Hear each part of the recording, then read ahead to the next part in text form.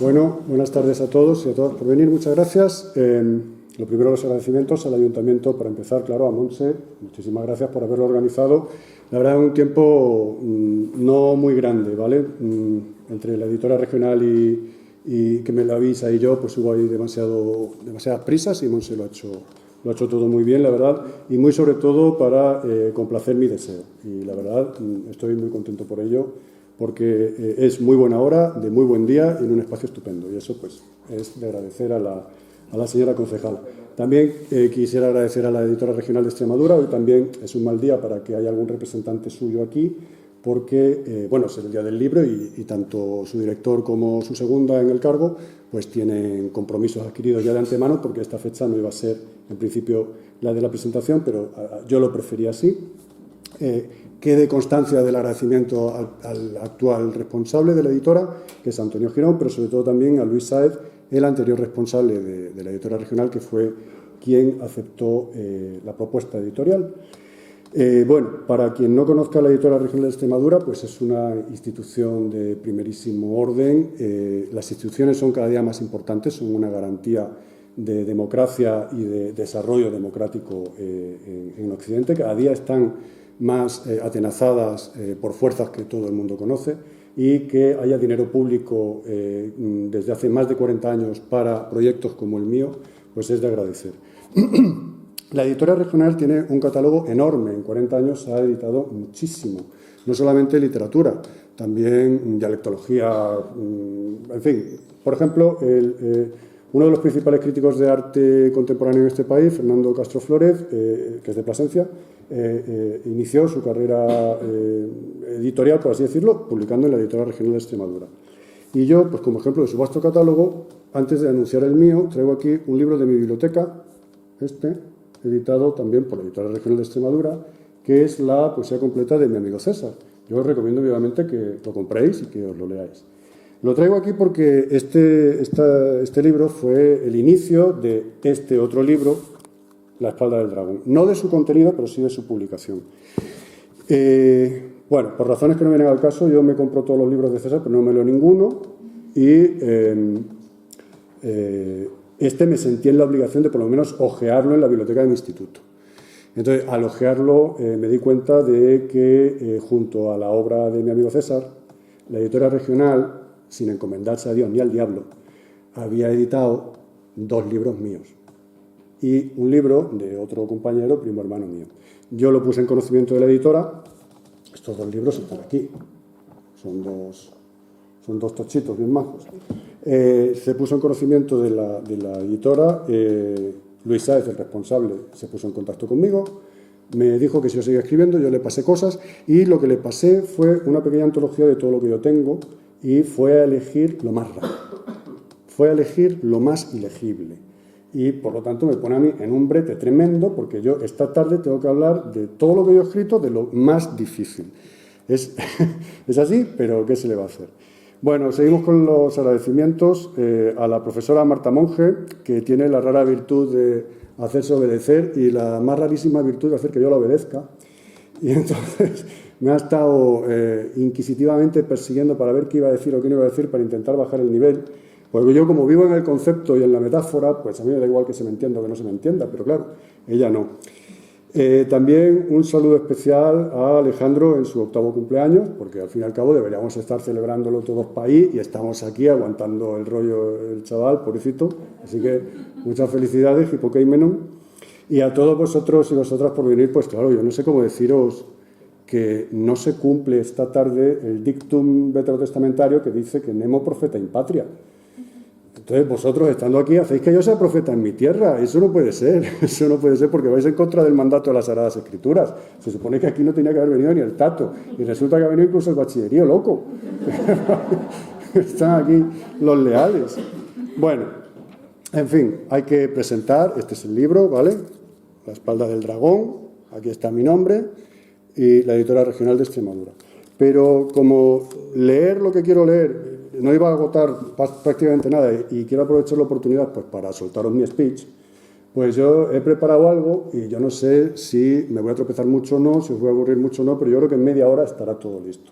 Dentro de más o menos media hora vendrá Edu con libros, si alguien está interesado. Como a las 7:30 tenemos que desalojar este espacio porque viene la otra compañera, en la mesita que hay abajo pues nos pondremos Eduardo y yo, si alguien está interesado en comprar el libro, pues que hable con Eduardo y Eduardo lo gestiona, que yo no puedo vender libros porque no soy autónomo. Por suerte para mí soy funcionario. Bien, yo entiendo la poesía como una forma de vida. ¿Qué quiere esto decir? Que entiendo la escritura como un organizador de mi vida. A mí me repugna grandemente la palabra poeta. Yo no soy poeta, yo soy un hombre que escribe. Sin embargo, escribo todos los días, nulla die sine linea, no tiene que haber ningún solo día sin que se escriba, aunque lo que se escriba ese día haya que tirarse a la papelera. Como ya he repetido a veces, el mejor amigo de un escritor es la papelera, ¿verdad, Vera? Claro que sí. Sí, claro que sí. A día de hoy, y para que no pasara lo que os he contado antes, tengo un archivo que llamado de momento corriente, entre paréntesis reunión, que tiene más o menos unas 130.000 palabras, que es algo así como, si fuera novela, unas 400 páginas, todo poesía, salvo algo en prosa, que incluyen los 3 libros que he publicado, que el primero es este, La palabra desobrada. Yo quería que el primero hubiera sido este, que este es el primero en escribir, pero bueno, fue este, y Polvo de orfebre, en la editora salamanquesa, en el año 2024 este, en el año 2025 este, en el año 2026 este.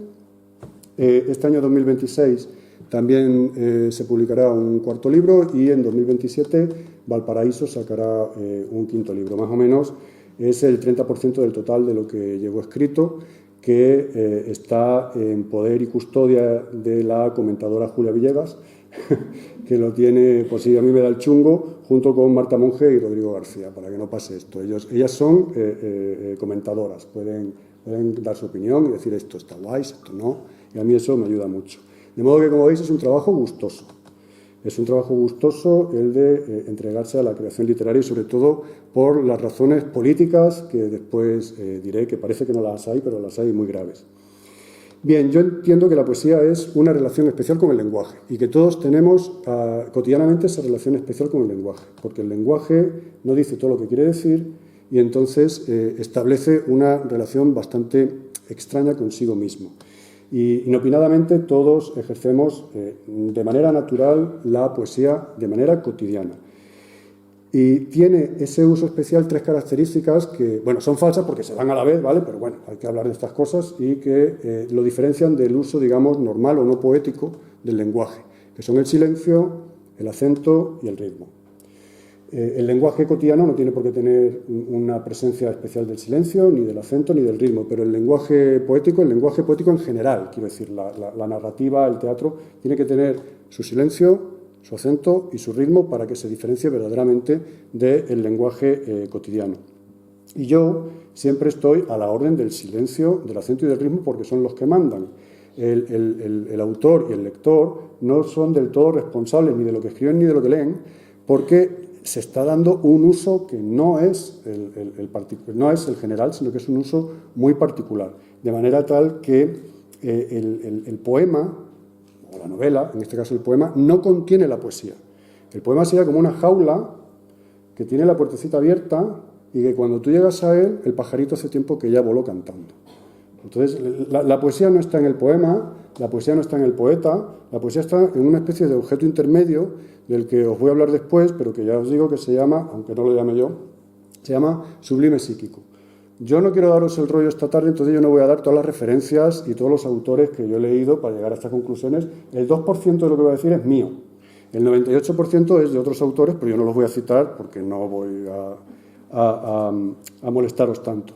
Entonces, para que veáis un ejemplo, yo traigo un ejemplo de una estética totalmente contraria a la que yo escribo en estos libros, aunque es una estética que también cultivo en otros libros, que es de Carmelo Seir Ibarri, y que dice: vestida rozaba el 1,65, desnuda era infinita. Ya. Entonces, si veis, aquí hay un silencio muy marcado, ¿no? Vestida, rozaba el 1,65, desnuda era infinita.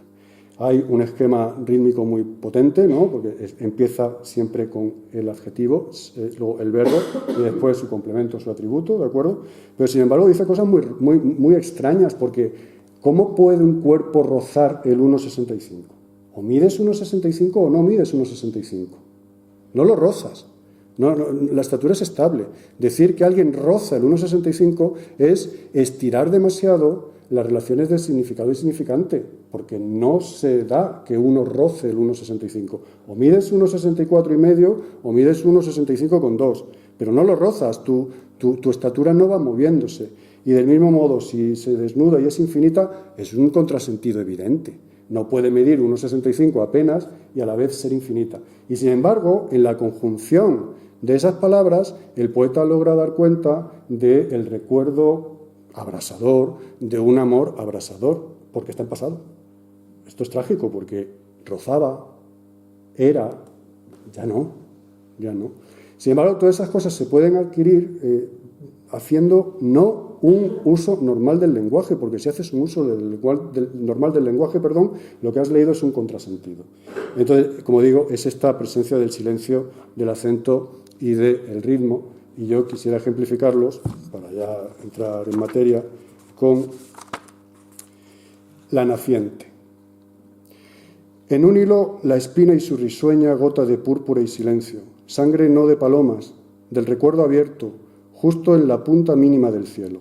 Los joviales rebordes del magnolio atesoran las fibras de tu ausencia. Sangre, saben tus huellas, lo del pájaro atroz de tu designio de su mano. Pero tú volverás, también el pétalo, tú volverás al pétalo inestable con las orillas de la luz lamiéndote los dedos, palpitante o musical.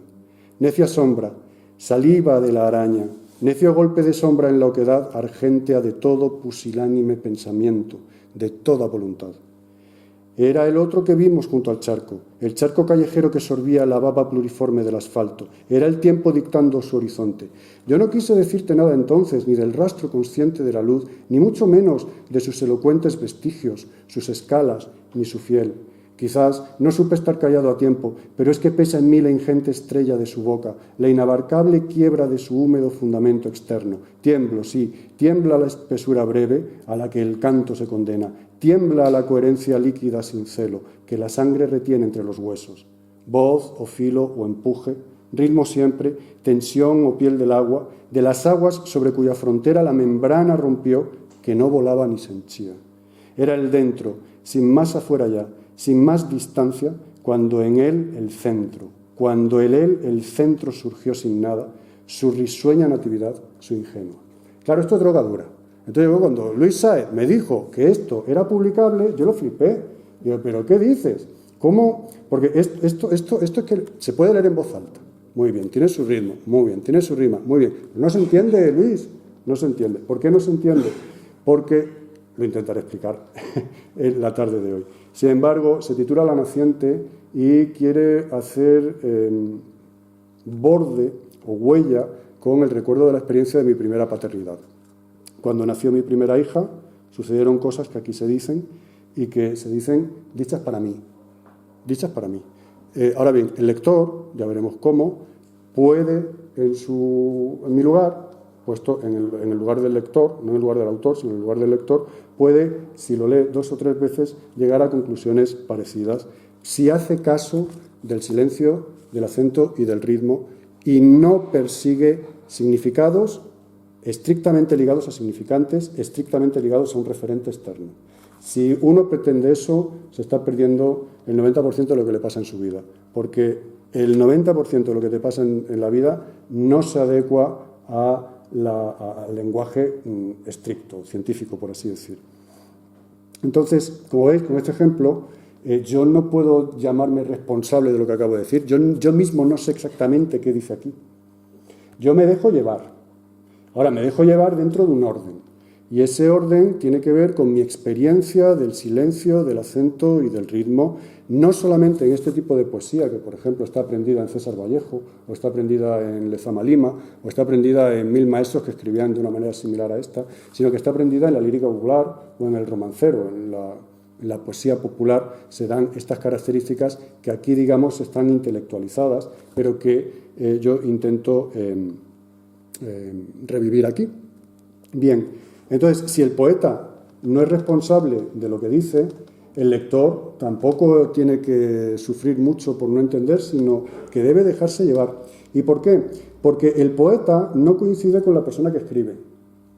Y el lector tampoco coincide con la persona que lee. Cuando tú lees, te estás desdoblando. Está tu vida, la que tú eres, tu cuerpo, pero al convertirte en lector, sobre todo de este tipo de poesía, hay una tercera cosa que se llama sublime psíquico. Intentaré explicarme. No os aburro mucho, ¿no?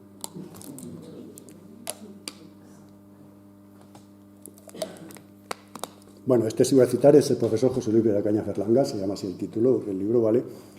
Sublime psíquico y educación estética. Es un librito de 200 páginas que hay que leer. O sea, hay que leer porque es la hostia. Bien, sublime psíquico y educación estética, o cómo los estudios humanísticos liberan.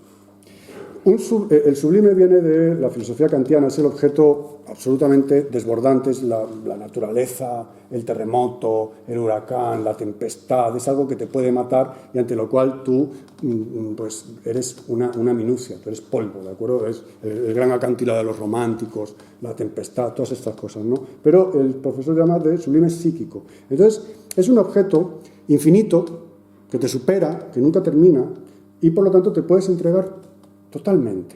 Toda tu vida te puedes entregar a ese objeto. Yo pongo el ejemplo de la música tal y como la practicaba Juan Sebastián Bach, el viejo peluca. El viejo peluca dejó de hacer música porque se murió. Si no, habría seguido haciendo música y más y más y más, porque su finalidad no era hacer esta u otra obra musical, sino su finalidad era anclar la pulsión de muerte que te está diciendo permanentemente vive, vive, vive, vive, vive, ¿por qué te vas? En algo que te supera y que va a seguir, en este caso la música o la poesía. Esto sería el sublime psíquico, ese objeto que te supera y al que te puedes entregar durante toda la vida. El arte se presta mucho a ello, evidentemente, porque la pintura no se agota, porque la escultura no se agota, porque la literatura no se agota, la poesía no se agota. Entonces, este objeto infinito que es la poesía, no sirve para nada, pero vale para todo. No tiene utilidad ninguna, pero tiene la gran virtud, como todo arte. No digo que la poesía sea mejor que cualquier otro arte. Yo estoy hablando esta tarde de la poesía porque es lo que vengo a hacer. Un músico, un pintor, es la educación estética, ¿de acuerdo? Esos objetos estéticos, tratados en tanto que sublimes psíquicos, es decir, en tanto que objetos infinitos a los que puedes entregar tu vida porque no los vas a agotar nunca, tienen la capacidad de no servir para nada, pero de valer para todo. En el sentido de que están en condiciones de reconocer un valor, sobre todo en nuestra época en la que los valores han ido desapareciendo. Un valor, entiendo yo negativamente, como algo que cuando desaparece duele. Un valor es la amistad, un valor es la generosidad, un valor es estar aquí esta tarde, vosotros os toca escuchar, a mí me toca echaros aquí el rollo, es un valor en sí. Si esto faltase, duele.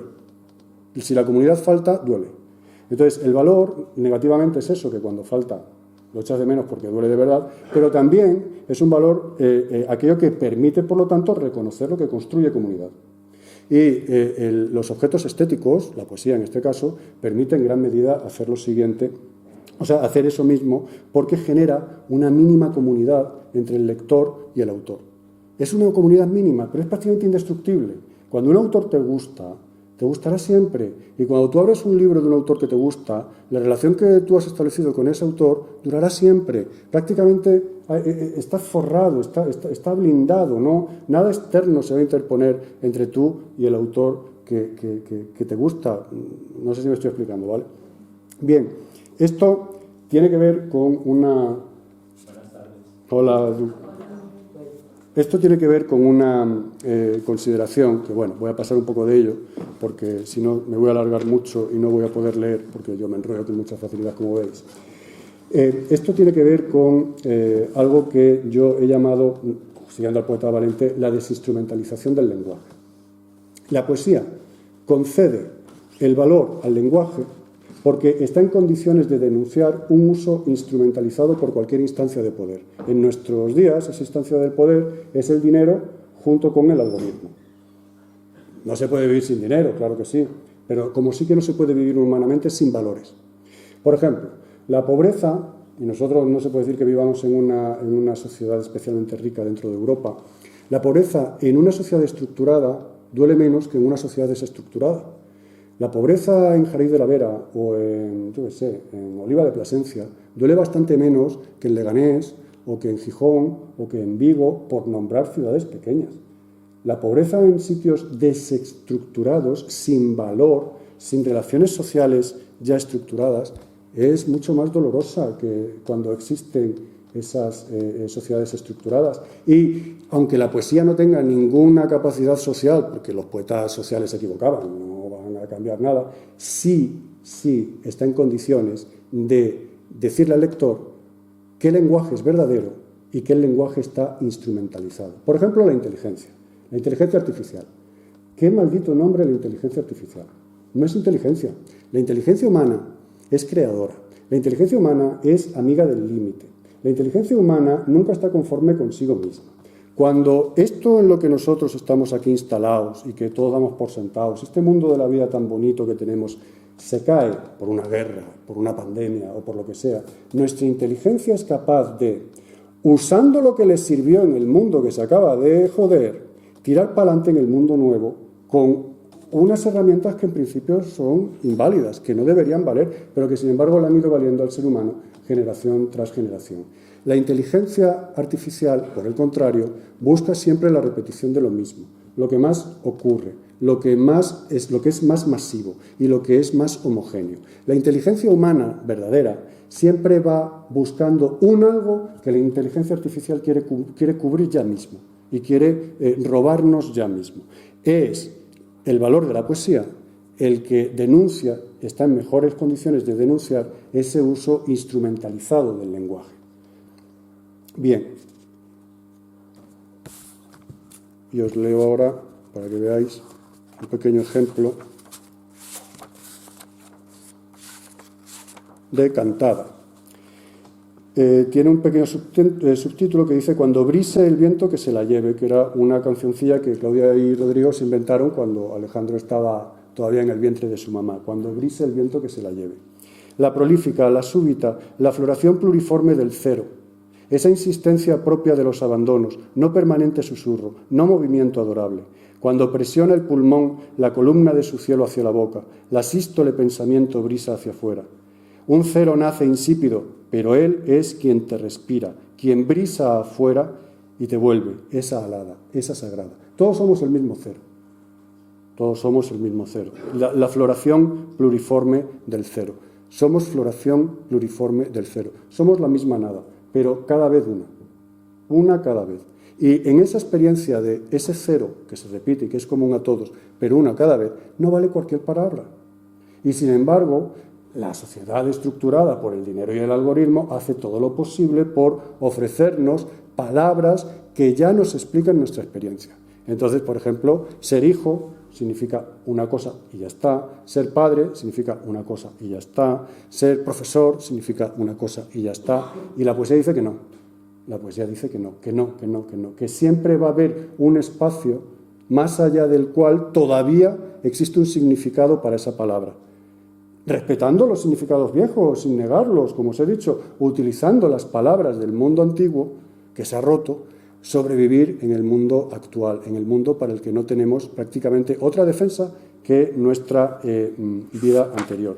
O, por ejemplo, en un soneto, a mí me gusta mucho este soneto, el libro tiene varios sonetos que se titulan Sonetos a la escucha, no porque estén dedicados a la escucha, sino porque son los sonetos los que están a la escucha de la lectura que el lector haga.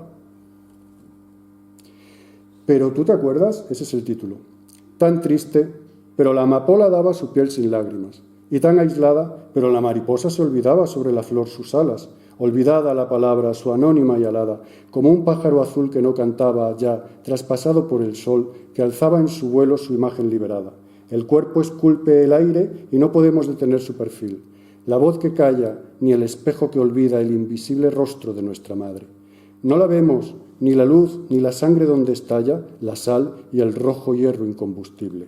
Bueno, además de estas imágenes de la sal y el rojo hierro que tienen que ver con la sangre y con la permanencia, yo quisiera preguntaros que si no fuera por las fotografías del algoritmo, ¿alguien recuerda la cara de su madre cuando tú eras niño?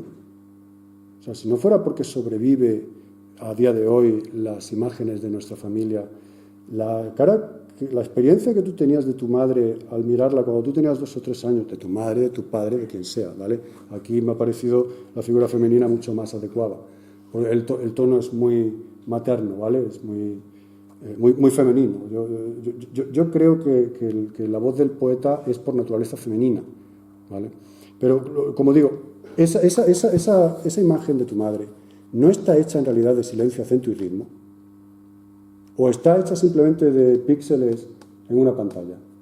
No, la imagen de tu madre está hecha de tu silencio, de tu acento y de tu ritmo. Y por eso está viva, por eso late en ti, por eso no se ha perdido.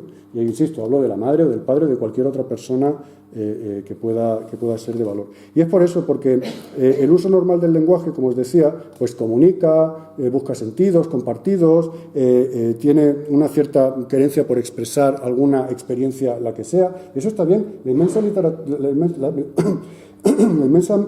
mayoría de la literatura lo hace. Mi literatura lo hace, pero lo hace para mí. Si yo no digo lo que he dicho, nadie puede saber lo que es para mí. Pero porque yo no quiero trasladar al lector mi experiencia, sino darle al lector un objeto que yo he extraído de mi sublime psíquico, un objeto estético que yo he extraído de mi sublime psíquico para ofrecérselo al suyo, en un ejercicio de pequeña comunidad. En un ejercicio de pequeña comunidad en la que lo que no reina es el lenguaje del poder.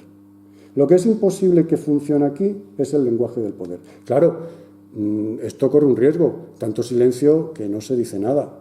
Entonces yo soy un mal poeta. Para ti yo soy un mal poeta, este poema no es para ti.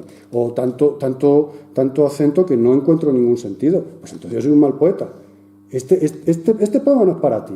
Es evidente que no es para ti. O tanto ritmo, y esto es una musicalidad vacía. A mí no me dice nada. Bueno, pues tampoco es para ti.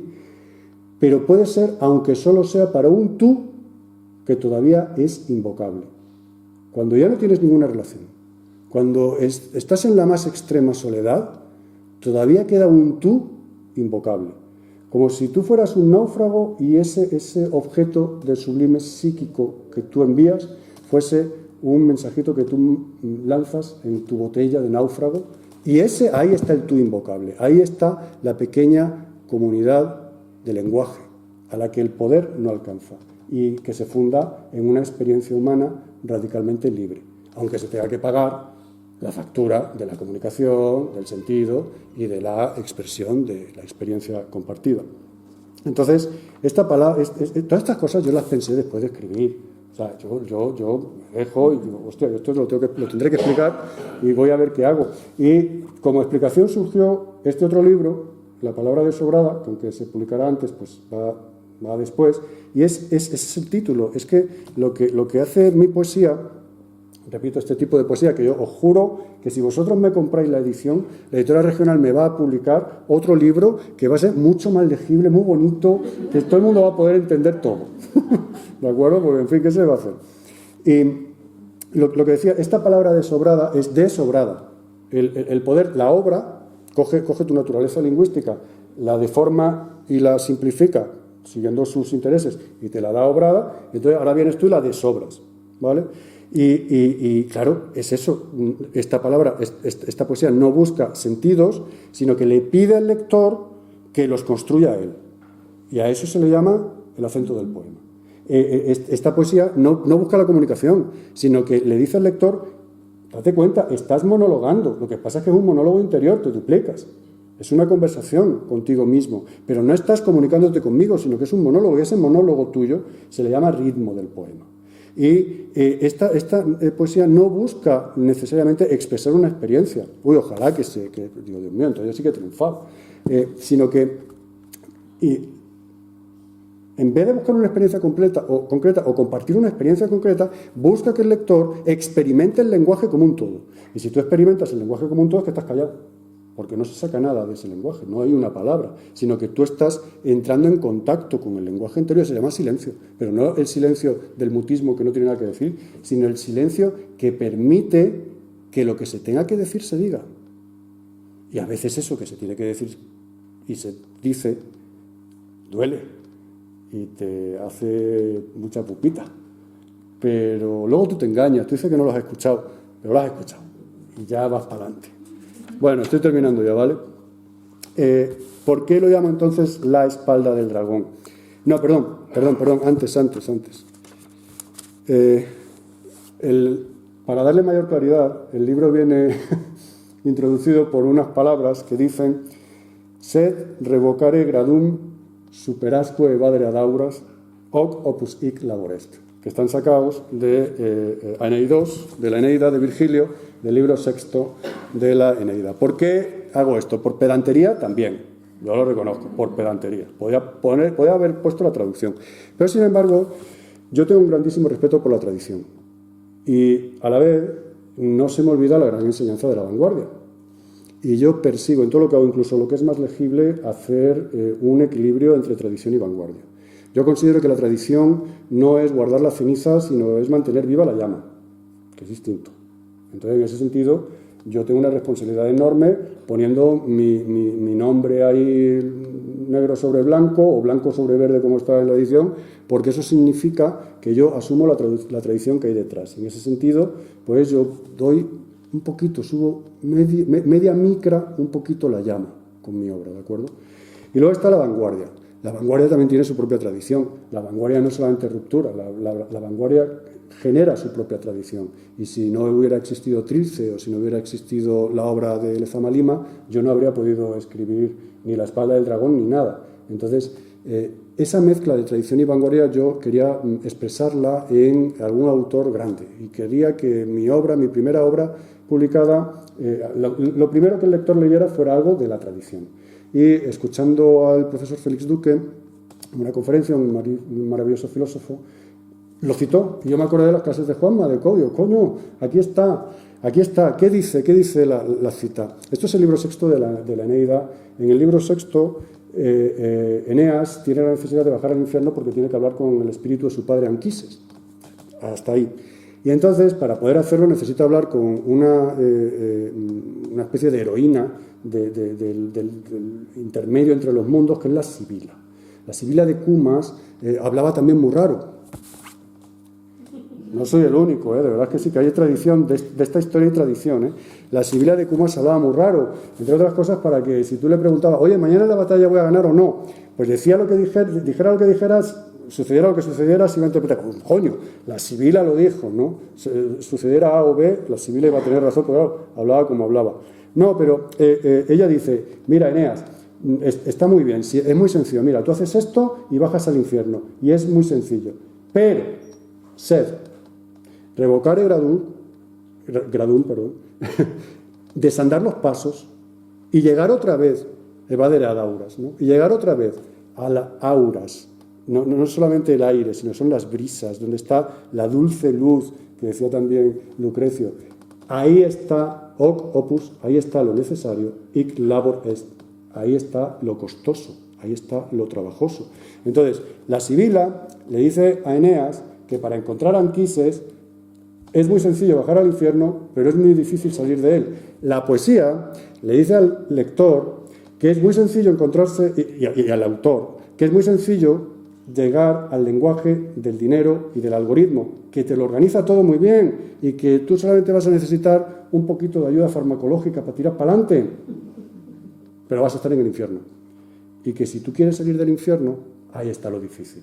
Y que vas a tener que usar la palabra desobrada. ¿Por qué la palabra desobrada?